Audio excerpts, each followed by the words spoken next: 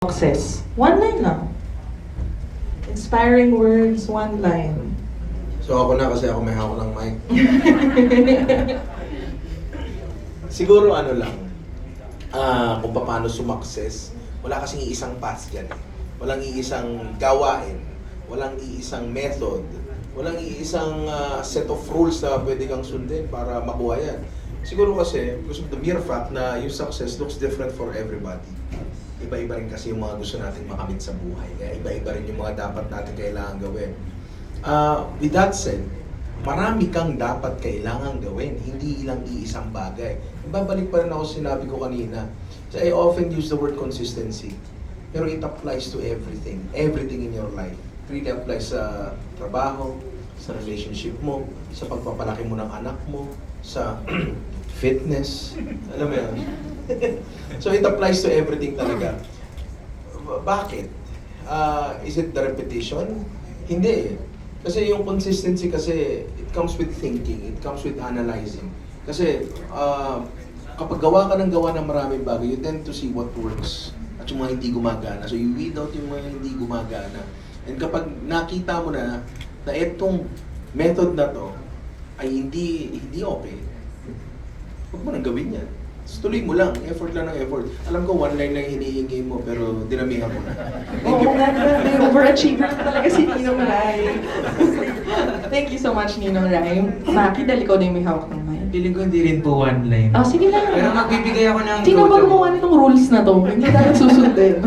Mahirap talaga, it's a complex topic. But for me, ito yung quotable na sasabihin ko. Always do everything with heart. Kasi yung consistency po na yan, di ba? It's really hard. It's really hard to upload every day. It's really hard to film. It's really hard to make songs. It's really hard to be always smiling in front of the camera.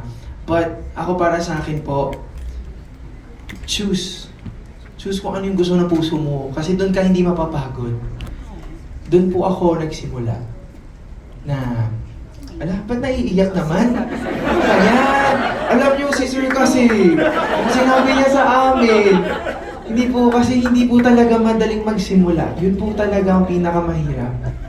Hindi po madaling magsimula sa isang industry na napakahirap i-pierce through, na ang dami-daming competition na alam po namin sa sarili namin na hindi po kami ang pinakamagagaling.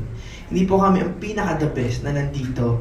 Pero we are here trying our best to follow our dreams and to reach our certain success. And para sa amin po, it really fills our heart na people get to see us like this. And people like me na walang access masyado sa lahat ng bagay dati na I get to experience now.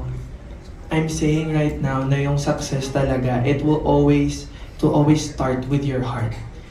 And as long as lahat naman po, alam ko naman po tayo, lahat tayo may puso at lahat po tayo may pangarap. May iba po sa atin na wala po tayo masyadong pera or trabaho. Pero this opportunity na binibigay sa atin po ng PLDT is a really, really big opportunity. Not for us, not for you guys that are here, but for all the people that will watch gamit ang PLDT na pinang-upload nyo ng video na yun. O, di ba? Kasi, Oh my gosh, may nagpapasample. sample ba? Oo. Sige. Ikaw kasi umiyak, sabi ko huwag ka iiyak, di ba papasample? Sige, gusto nyo ba na sample? Oo! Sige,